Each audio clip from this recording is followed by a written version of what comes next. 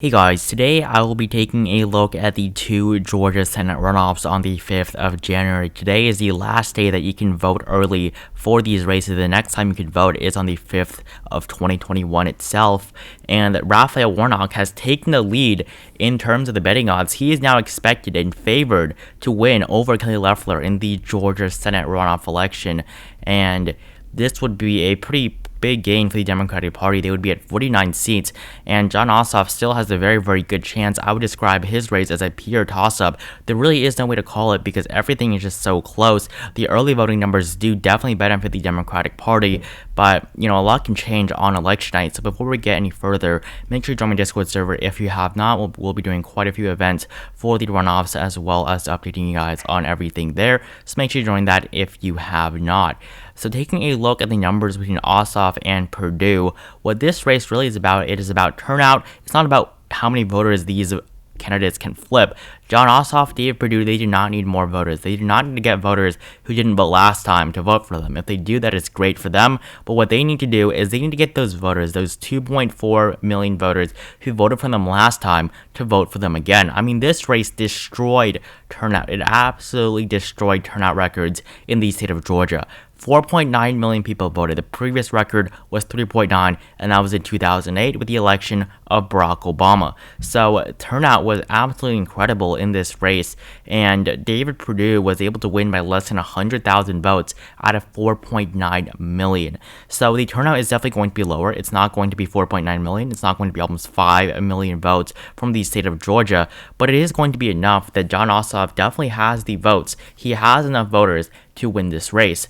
And David Perdue, really, he has less enthusiasm, behind him than Jon Ossoff and Raphael Warnock do. Because Warnock and Ossoff, they are the more exciting candidates. I mean, if you hear Kelly Loeffler or David Perdue speak, they are, really boring. And I think that with Joe Biden winning the state of Georgia on the presidential level, as you can see, he won this race very, very narrowly, I believe by 12,000 votes there. So that's, 0.24% and a margin of less than 12,000 votes. So many Georgians are going to see Joe Biden's victory here and feel as if that they can make a difference and elect Warnock and Ossoff to the United States Senate. So that, I think, is definitely going to benefit the Democrats here in the race. And taking a look at the latest polls for these races, Ossoff plus 0.9, Warnock plus 1.8. Now, this Warnock plus 1.8, I would typically say that's good enough. I mean, this was much better than Joe Biden's margin of 1.2%, but there really haven't been that many polls. There have been quite a few polls, but these latest polls, Ossoff plus 8, Warnock plus 9, Ossoff plus 3, Warnock plus 1, I mean, they're not good polls. These results are not going to happen. Jon Ossoff is not going to do better than Raphael Warnock, and Ossoff and Warnock, neither of them are going to win by 8 or 9%. That is just not going to happen. So these latest polls, they are not the best polls, and it's surprising to see that Trafalgar Group has actually given Ossoff plus 3 and Warnock plus 1 adjusted to Ossoff plus 4 and Warnock plus 5, because 538 does definitely expect, Raphael Warnock to do better than Jon Ossoff. It's just not going to happen unless we're missing something very, very crucial here. Jon Ossoff is not going to overperform Raphael Warnock. If Jon Ossoff wins, Warnock is going to win. There is no way, according to the numbers that we have and that we've seen over the last couple of weeks, that Warnock actually loses his race while Ossoff wins his. Now, Ossoff's margin of 0.9%, that really is insignificant. Statistically, it's literally nothing. So, on these polls, I mean, it's gotten better for Ossoff. He's only at his highest point since early December, but really, it's not going to make a difference. I wouldn't look at the polls unless, any of these candidates have any significant lead over the other. And taking a look at the latest betting odds for these two races, so this is between Perdue and Ossoff. They are Perdue at 61 cents per share to Jon Ossoff's 42. And the latest numbers, they do show an increase for Jon Ossoff. You see a very, very high total volume yesterday, where Ossoff's chances increased by quite a bit. You saw that on election night, everybody was betting on David Perdue. It looked like he was going to remain at 50%, but as more votes came in, he dropped below that at 49.7%. So he was still favored to win this race pretty heavily, but his chances have dipped a little bit in these last couple of days. We'll see what happens, but I think that Jon Ossoff's chances are going to continue to increase. He might hit 50% before the 5th, but we'll see. It's really just about how many voters David Perdue can get to turn out for him, how many Republicans he can on election night, because that is what he needs. Because right now, Jon Ossoff, no doubt about it, leads in the early vote. Now, for Raphael Warnock and Kelly Loeffler, Warnock now leads at 53 cents per share to Kelly Loeffler's 49 cents per share. As you can see, over the last couple of days, Warnock has shot up in his chances. He has now overtaken Kelly Loeffler in just, a couple of days. He was at 35 cents on the 20th and 21st of December, and now in 10 days, he now leads at 53 cents per share. This is his highest since, right before the election. His highest was 54 on the 1st of November. It did dip after election night because it was a three-way race, and this race automatically went to a runoff. But Kelly Loeffler was at 75 cents per share at one point in time. Now she has dropped all the way down to 51, and I believe the two senators are now stuck in Washington because of the ongoing negotiations for the stimulus checks of $2,000 that Trump wants, but a majority of Republicans do not, and Kelly Loeffler and David Perdue did say that they supported the $2,000 checks. I don't think they really do support it. It's just something that they have to say, because if they say they're going to vote against it, I really don't think that's going to help them at all. That is really going to damage them by quite a bit, because of the fact that, it's just that if they vote against it, a lot of Georgians, they do need these stimulus checks, and Perdue, I really don't think he wants it. He has voted against stimulus checks many, many times. He has not supported it throughout the year, and he doesn't want the federal government, borrowing more money for these checks, and that's understandable, but really the voters in Georgia are not going to like him for that, and they have come out in support of it, which I think is going to help him. That was the right choice for Perdue and Loeffler going against Donald Trump. So whether or not it's going to help them that much, I'm really not sure, but this was a state that, keep in mind, Donald Trump lost.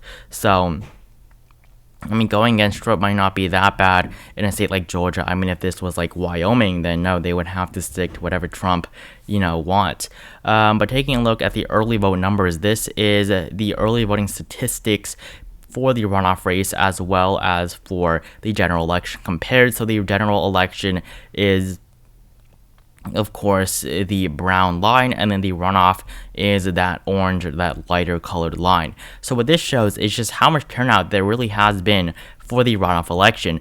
As you can see, when it began, the turnout for this runoff election was actually higher than it was for the regular election, and you saw huge lines. Those are the headlines, huge lines for the general election in the state of Georgia, but turnout was very, very high. Right before the Christmas holiday, it was essentially a tie, and voting really could have, been the same, but the Christmas holiday definitely had a big effect on that. Early voting slowed down by a lot due to that, and then, it's been pretty steady afterwards. The rate at which these numbers are increasing are essentially the same. So without the Christmas holiday, the turnout would be basically the same thing. So turnout for this race is really, really very high, and there are going to be a lot more voters that turn out on the 5th of January. So really, it's about how many of those voters turn out and where they turn out from. That's very important. If you have a lot of voters from Atlanta,